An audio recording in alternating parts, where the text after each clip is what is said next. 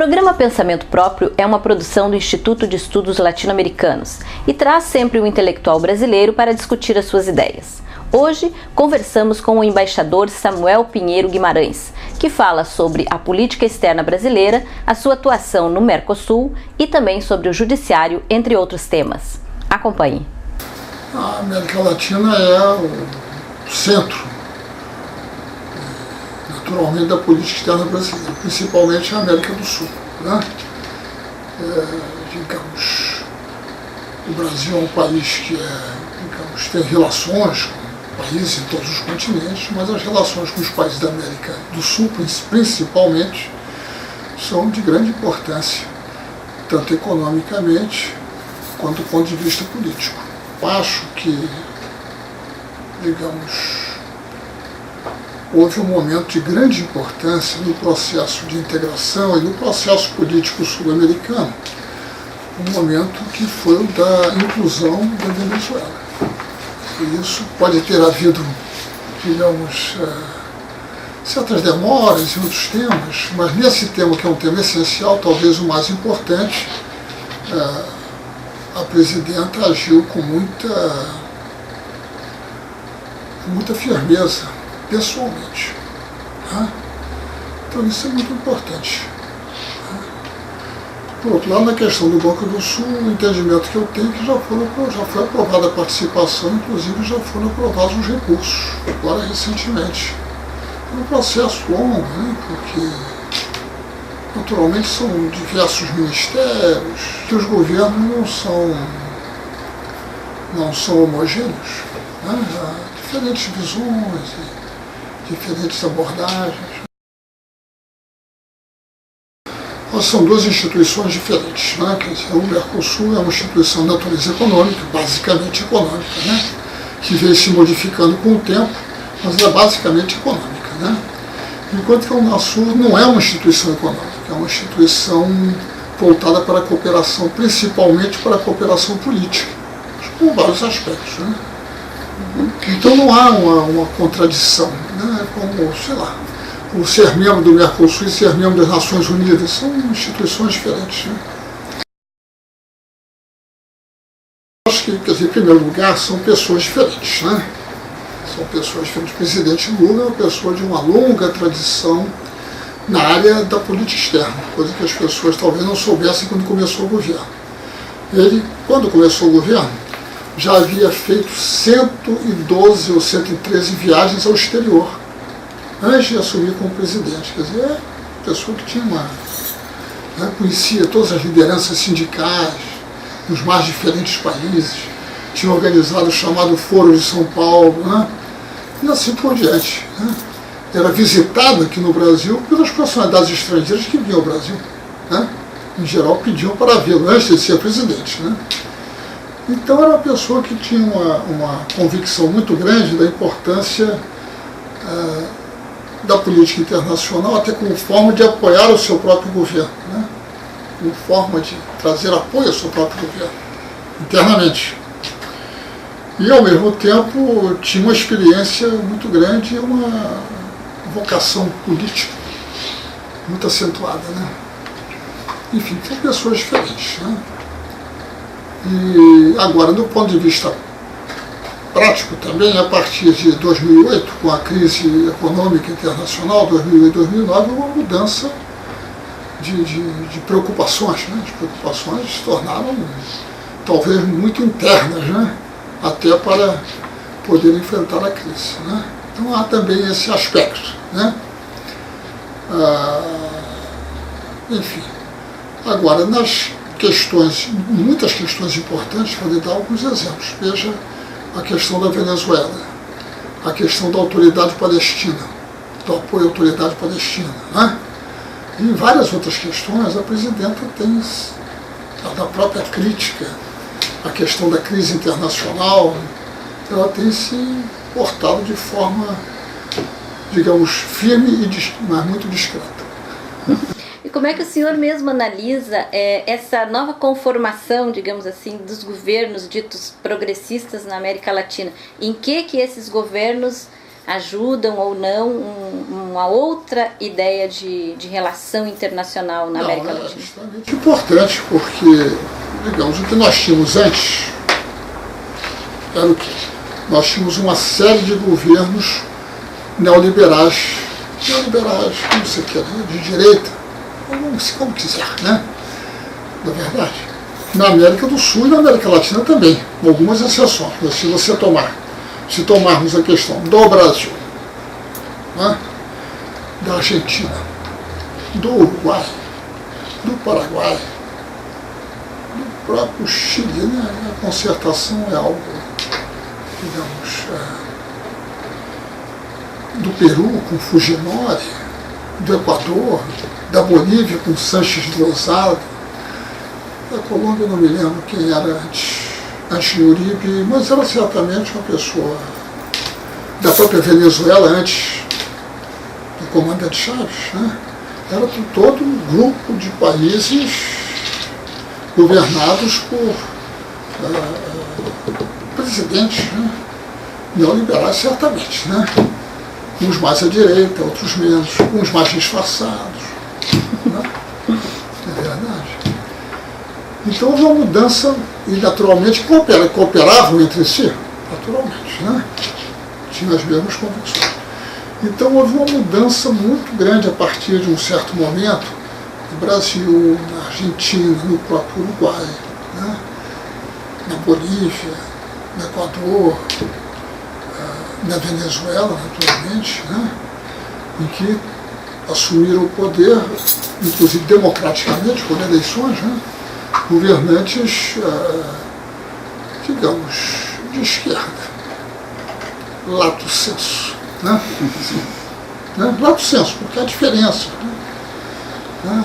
Diferença de discurso, diferença de ênfase, mas de uma certa forma, todos foram eleitos democraticamente, todos eles têm uma espécie de programa semelhante. Primeiro, recuperação do papel do Estado na economia, né? Segundo, a questão social, né? Que todos têm programas sociais importantes, né? Todos têm também uma preocupação em diminuir a sua vulnerabilidade externa, com maior ou menor êxito, mas tomar só 2 casos, do Brasil e da Argentina, o pagamento das dívidas com o Fundo Monetário, com o Clube de Paris e tudo isso diminuiu a capacidade de pressão externa sobre o país, né? Todos eles um compromisso democrático importante, né? E todos também preocupados na reconstrução da economia, inclusive com ênfase importante na área da infraestrutura, na área de transportes, de energia e assim por diante, né? Esse é o caso na Venezuela, é patente isso, na Argentina, no Brasil, no Equador, na própria Bolívia, né? Então são governos semelhantes em que muitas das suas lideranças se conheciam, né? Através do próprio Foro de São Paulo, e que têm cooperado entre si, até porque há sempre uma pressão externa importante, né? para promover uma mudança de regime, né? Então nós temos, isso é o que ocorreu, então isso é uma coisa muito importante, né? Porque em alguns países houve até avanços muito significativos, e eu queria mencionar o caso da Argentina. A Argentina é um exemplo, talvez, para a América do Sul. Eu posso até enumerar. Primeiro, o processo de renegociação da dívida externa. Segundo, os programas sociais, que são muito importantes, mais do que em outros países, muito importantes. Terceiro, o julgamento dos líderes militares, né? Algo que não é muito simples de fazer, né? É verdade? Outro ponto importante é a questão da lei de meios, né? Que é algo de grande importância, né? Talvez haja mais alguma outra coisa que tenha me escapado, mas, né? Então você tem um conjunto aí e inclusive de desprivatização, se você quiser usar essa palavra, né? Como é o caso da YPF, né? E de outras companhias, a Companhia de Águas, da YPF, dos Correios, que os Correios haviam sido privatizados. Né? Então você tem um processo, não é só de impedir como é que se diz, a privatização, mas é desprivatização, né? De retomada de controle pelo Estado argentino de setores importantes da economia que haviam sido privatizados, né? Inclusive lá, da forma extrema. Enfim. Então, digamos, a cooperação entre os estados da América do Sul é extremamente importante. No caso da América Latina é um pouco diferente, né? Aí incluímos o México, né? País que tem outra orientação de política econômica e de política externa totalmente diferente. Temos, digamos, os pequenos, muito pequenos países do Caribe, países anglófonos, que é uma situação muito diferente, são países muito pequenos, né? E dos países da América Central. E tem a situação de Cuba, que é uma outra situação importante. Mas o atual governo continua apoiando o governo cubano, né? Então, digamos, tem havido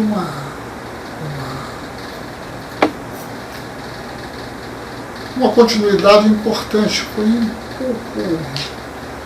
pouco talvez outra ênfase, outra, né, participação pessoal, digamos assim. E nessa conformação, nessa análise toda que o senhor fez aí agora dessa América Latina um pouco mais progressista, como é que o senhor vê a relação dessa América Latina e do Brasil com os Estados Unidos? Aí há muitas Américas Latinas, né? Muitos países diferentes, né? Então, o que existe, na realidade, na minha opinião, você tem na América Latina três grupos de países, se você quiser. Em primeiro lugar, os países que na América Latina fizeram acordos de livre comércio com os Estados Unidos. Então nós temos toda a América Central, mais a República Dominicana, a Colômbia, Peru e o Chile. Esse é um tipo de país, quer dizer, que adotaram uma estratégia de inserção na economia e na política internacional. Eu digo na política porque as pessoas não se dão conta de que esses tipos de acordos levam ao alinhamento político, né? Então, por exemplo, a questão recente da admissão da Autoridade Palestina como observador na Assembleia Geral das Nações Unidas. A Colômbia, se não me engano, e o Chile, não sei o seu resultado final, mas a Colômbia, o Chile, o Peru e o México apoiaram Israel e os Estados Unidos. Que coincidência, né? Que enorme coincidência, né? É verdade. Enfim, então você tem alguns países que estão, digamos, de uma certa forma, eu não quero criticar países porque não é muito elegante, né? Mas o fato é o seguinte, esses países fizeram uma opção de estratégia econômica. Acordo de comércio com os Estados Unidos, com muitos países, celebraram com muitos países, né? Abriram a sua economia totalmente, né? São esses países. Depois você tem um grupo de países em torno do Mercosul. Brasil, Argentina, Uruguai, Paraguai, né? Que são países que têm uma outra estratégia de inserção econômica, né? Depois um outro grupo de países que aí que não estão nem numa posição nem noutra, né? Como o Equador, Bolívia e a Venezuela já entrou para o Mercosul, de modo que já, né? Mas basicamente a Guiana e o Suriname, que fazem parte da comunidade do Caribe, chamado CARICOM, né? É uma coisa diferente, né? Enfim. Aí você tem, em relação aos Estados Unidos, os países que são muito próximos dos Estados Unidos, digamos assim, né? E como a sua experiência... E outros que não são, né, que sejam antagônicos, são mais independentes, digamos assim. Dentro dos que são independentes são matizes, né? Há diferença, não são todos iguais. Olha, eu acho que, digamos, em primeiro lugar, não é uma novidade, né? Quer dizer, a quarta frota já existia antes. Não era uma novidade, né? Foi uma decisão administrativa. Foi até interessante que tivesse sido tomada. Para nós foi interessante. Mas que os navios americanos já estavam patrulhando o Atlântico Sul, os submarinos e assim por diante, certamente já estavam. Né? Não é, ali não estava tudo, digamos, limpo, digamos assim. Né? Então não é uma novidade. As bases na Colômbia também não eram propriamente uma novidade. Né? Já estava lá com a operação militar, já era muito grande. Né? Havia inclusive uma base que diminuiu, que foi a base de Manta, no Equador, que fechou. Né? Mas parece que o Chile ofereceu, não foi o Chile? Ofereceu uma base, né? Para você ver. Enfim, então isso, na medida em que não há um confronto mais forte com os Estados Unidos, na medida que as empresas americanas podem atuar nas economias sem maiores problemas, como é o caso aqui, né? Mesmo na Argentina, e em outros lugares, não há nenhuma possibilidade de confronto, né? Nem há interesse, porque, digamos, desse ângulo, né? Mas se amanhã, por exemplo, vamos supor que amanhã, devido às dificuldades de balanço de pagamentos, resolvessem passar uma lei de controle das remessas de lucros, aí a situação muda muito. Muda muito, né? Enquanto essas coisas não acontecem, e que até pelo contrário, né? Não em todos os países, mas em muitos países, sem contar o Chile, Peru e Colômbia, digamos, as facilidades são totais. Mas mesmo nos outros, né? Digamos, enquanto há liberdade de ação para as grandes empresas multinacionais, americanas de qualquer origem, e não há um desafio maior, né? Aí não há problemas. Até que não ocorrem os problemas. Em relação à Venezuela é um caso específico. Em relação ao Equador também. Por quê? Porque houve uma série de medidas no que diz respeito justamente à atividade das empresas de recolhida da dívida externa. Foi algo que, digamos assim, diplomático, que foi visto com muita preocupação. Uma coisa da Bolívia, né? A mudança da política boliviana, né, também foi bastante ressentida. A questão do narcotráfico, a ação da DEA na Bolívia, né? Há muita crítica, mas pouca compreensão. E eu vou dizer por quê. Primeiro, a criação de uma força de paz para o Haiti foi feita pelo Conselho de Segurança das Nações Unidas, por unanimidade, com o voto da China, da Rússia, de todos os países, todos estavam lá. Né? Muito bem. Então, a criação não dependeu de nós. Né? 1. 2. O Brasil foi convidado a participar. E antes de decidir que ia participar, foram até, digo isso já faz tanto tempo, foram enviadas missões aos países do Caribe, inclusive a Cuba e os outros países, para saber como veriam a ação do Brasil na Força de Paz. E todos foram de acordo. Entende? 3. O Brasil conseguiu que a Força de Paz também tivesse um papel de reconstrução do país, por ocasião dos furacões, do terremoto, entende? De modo que nunca vi na imprensa nenhuma crítica. Tá? Então, assemelhar isso, por exemplo, ao que houve na República Dominicana é um equívoco. Né? Foi totalmente diferente. Né? Totalmente diferente. Né? Então, digamos, se houvesse casos de violência das forças brasileiras, sairia nos jornais imediatamente, claro. Haveria interesse, inclusive. Notícias contra o Brasil são, em geral, muito bem-vindas nos jornais brasileiros. Nunca recebi, durante todos os anos que eu estava no Itamaraty, nenhuma queixa de nenhum governo, nem nenhuma denúncia. Nenhuma. Só um caso de um assassinato que eu fui lá e foi investigado.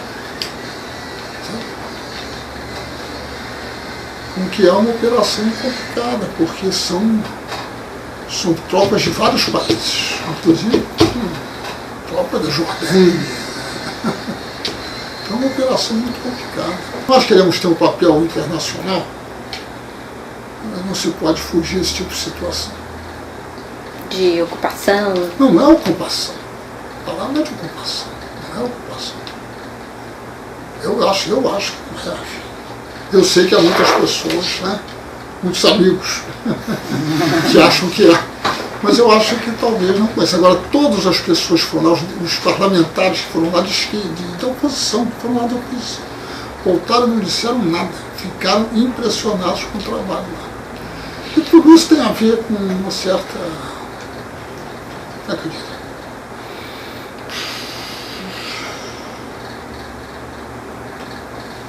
Tem a ver com as relações entre Forças Armadas do Brasil e sociedade civil. Tem por causa do passado, né? Tem a ver um pouco com isso também. Tem a ver com ideias sobre o imperialismo brasileiro, coisas desse tipo.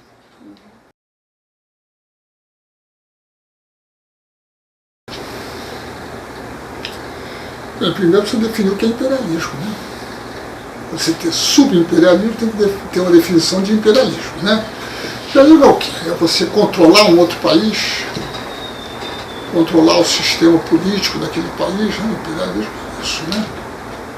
Influir sobre o seu processo político e econômico, né? Isso é uma coisa, né? Outra coisa é você ter empresas brasileiras nesses países, né? O que, digamos, esses países têm autonomia, têm capacidade para fazer a sua própria legislação, para punir as empresas, ou deveriam ter. Né? Quer dizer, como é que o Estado vai, dentro do sistema em que nós vivemos, não no outro sistema, no sistema que nós vivemos, como é que o Estado pode, fora do seu território, né, pelo fato da empresa ser brasileira, o Estado brasileiro, né, forçá-la a ter um certo comportamento. Até dentro do próprio território às vezes é difícil. É que a alegação é que são financiadas pelo BNDES. Mas não pode ser financiada e as outras, e as americanas?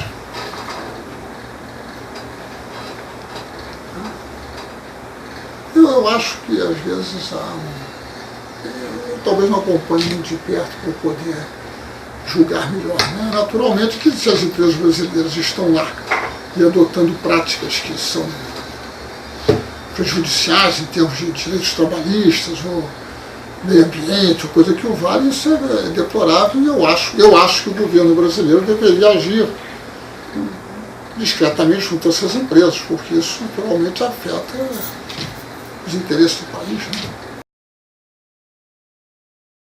Os golpes são até interessantes, porque nós estamos talvez num processo aqui, né, muito semelhante, né, que é uma atuação do Poder Judiciário fora da sua competência. Isso ocorreu em Honduras, ocorreu também no Paraguai, o Legislativo e o Judiciário Paraguai. Né?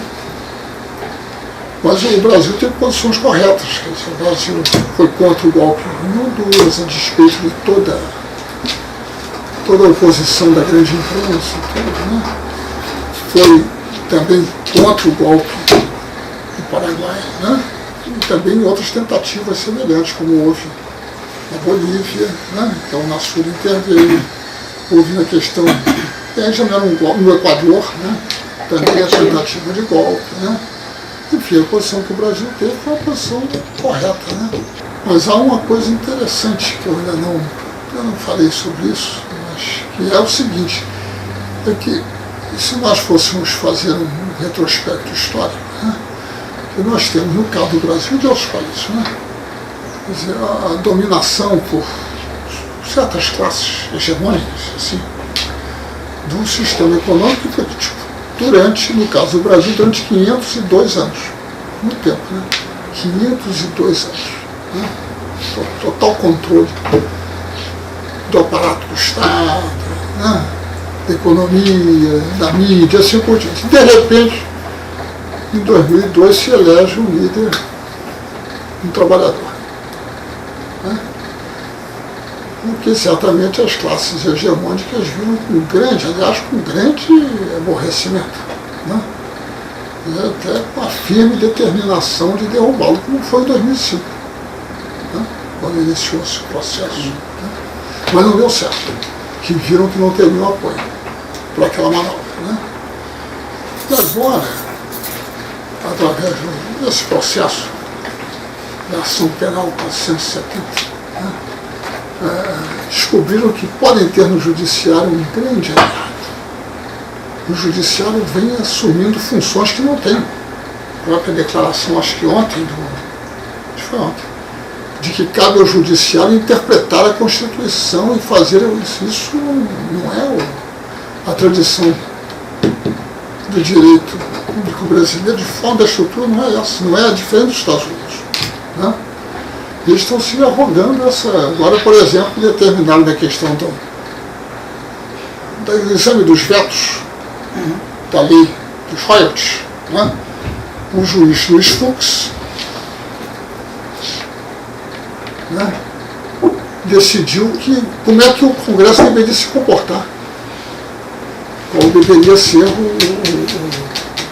a partir de uma premissa que o Judiciário, o Supremo Tribunal Federal, é o órgão máximo do sistema político brasileiro, o que não é.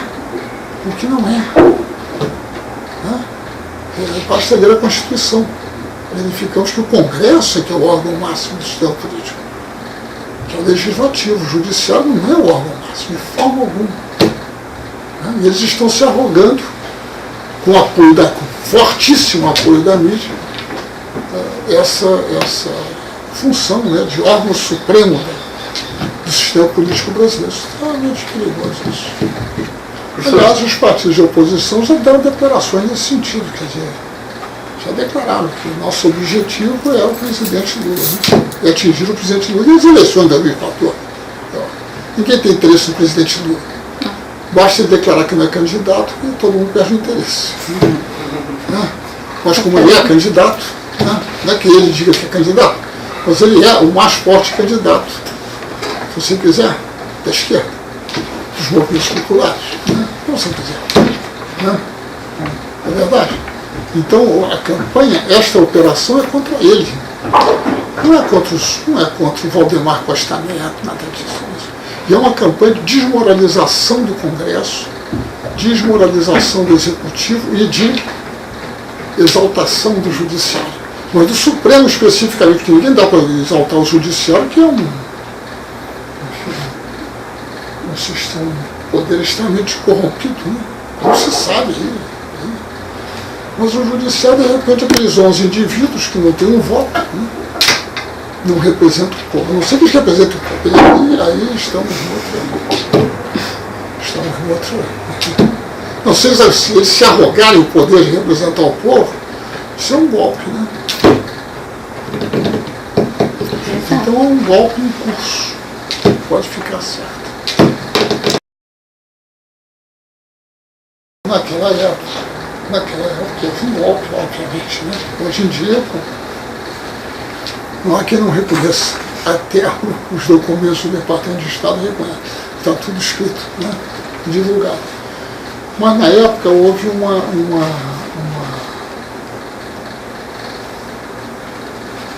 é que eu diria?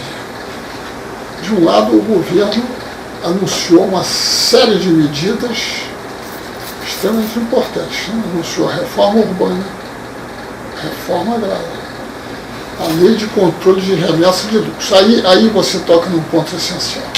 A lei de remessa de lucros é um ponto essencial, porque isso você passa a afetar todo o capital estrangeiro investido no Brasil, né? Depois a igreja toda, em sua enorme, total maioria, né, apoiava a derrubada de João Goulart, que já vinha sendo atacado desde a época do governo Vargas, né, desde 52, mais ou menos, 53, por aí, né? Na verdade, quando ele propôs um aumento de 100% do salário mínimo. Você lá, o Mercosul é um organismo intergovernamental. Ele não é supranacional, entendeu? Então, sendo intergovernamental, todas as decisões do Mercosul são decisões unânimes, tem que ser consensuais, com o apoio de todos os governos. Muito bem. Esse cargo de alto representante, ele foi criado, mas ele não era supranacional. Ao mesmo tempo, seria alto representante de todos os governos.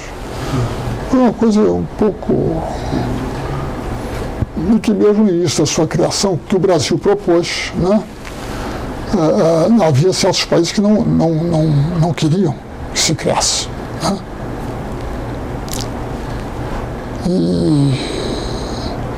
E naturalmente, se você, nesse tipo de cargo, não tem o apoio dos governos, se bem que eu até estou satisfeito que várias das coisas que eu propus, quando fiz meu relatório lá que eu saí, né? Eu tinha dado grande ênfase, que era o ingresso da Bolívia e do Equador. Né? E agora, na última reunião, então isso é uma coisa da maior importância. Né? Naturalmente, o ingresso da Venezuela, mas isso já estava em curso. Né? Então, quando você não tem o apoio dos governos, né? Principalmente do seu, né? Que é o maior, o Mercosul funciona quando o Brasil quer que funcione. Porque quando o Brasil quer alguma coisa, vai. Digamos assim, porque é o maior país, é longe, né?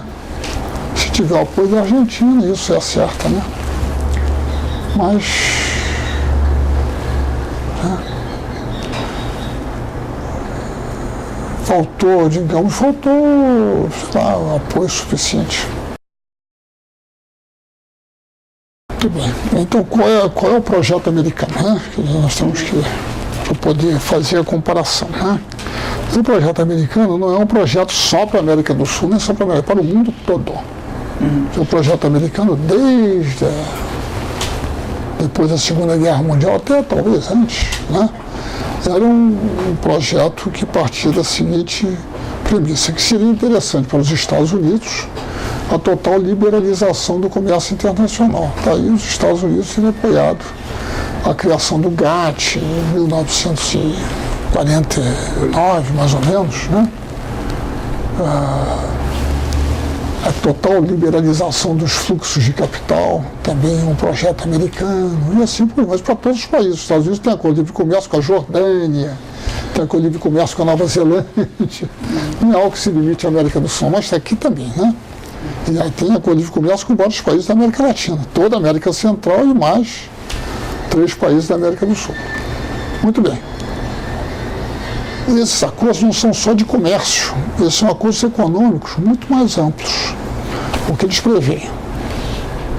Total eliminação das barreiras ao comércio, a livre movimentação de capitais, nenhuma restrição a investimentos estrangeiros, nenhuma regulamentação, acesso também total ao mercado de serviços, compras governamentais, e assim, propriedade intelectual, entende? Quer dizer, o país, ao assinar aquele acordo, realmente ele liberaliza toda a sua economia, né?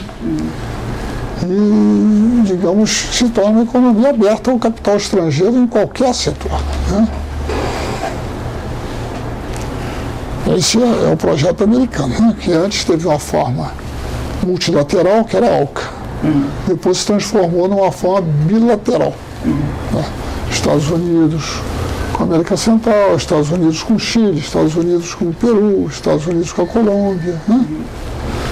Mas é a mesma coisa. O Lenço Pacífico é a tentativa de agrupar esses que já assinaram, alguns deles. Né? No projeto brasileiro, não. O projeto brasileiro diz o seguinte: não, nós não aceitamos essas questões, regulação de investimentos, propriedade intelectual, etc. Né? Nós não aceitamos uma liberalização total. Né? Nem aceitamos a liberalização total do comércio. Quer dizer, são aí as tarifas, né? E tarifas e outros mecanismos, né?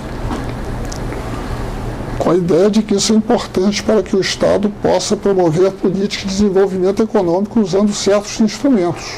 Né? as empresas brasileiras que vão para outros países, elas, digamos, se elas estão dentro do Mercosul, o Mercosul não tem nenhuma norma sobre investimentos, nem sobre liberdade de circulação de capitais, nem sobre serviços, nem sobre propriedade intelectual. Então, cada país do Mercosul tem a sua própria legislação. Tá? Então, a empresa vai para lá e obedece à legislação local. É uma empresa de acordo com a lei local, né? Então não é. E depois, assim, eu preciso lembrar o seguinte, que aquilo que a gente chama de empresa tem um aspecto que é importante, que é o seguinte: nós estamos diante de uma situação hoje em dia em que a economia brasileira está profundamente penetrada pelo capital estrangeiro. Todos os setores. E não só na produção de bens, não. Na área da educação, na área da saúde, na área dos escritórios de advocacia. Há numerosos escritórios que foram vendidos a interesses estrangeiros. Mantém o nome brasileiro, fica lá, sei lá. Um nome brasileiro qualquer, mas na realidade é um escritório estrangeiro. Coisa que a legislação não permite. Né? Até farmácias. Agora uma rede de farmácia chamada Onofre. Conhece a Onofre? Não? É lá de São Paulo. Foi vendida. Está sendo vendida por uma empresa, grande empresa estrangeira. Então até nas farmácias. E vai por. Você abre o jornal Valor, toda semana tem um anúncio de algum tipo. Bem, toda essa parte de supermercados foi vendida, né? Como é que se diz? Pão de açúcar e tudo isso foi tudo vendido. Então você tem na realidade aquilo que a gente chama de empresa brasileira. Não, brasileira. Então na realidade, você tem algumas poucas empresas brasileiras que acabam fazendo investimentos em outros países. Muito poucas. Tem a Petrobras, a do Rio Doce, a Coteminas, mas tudo modesto. Porque a grande parte da estrutura industrial brasileira hoje em dia é estrangeira. Então ela não investe no exterior. Né? Compreende?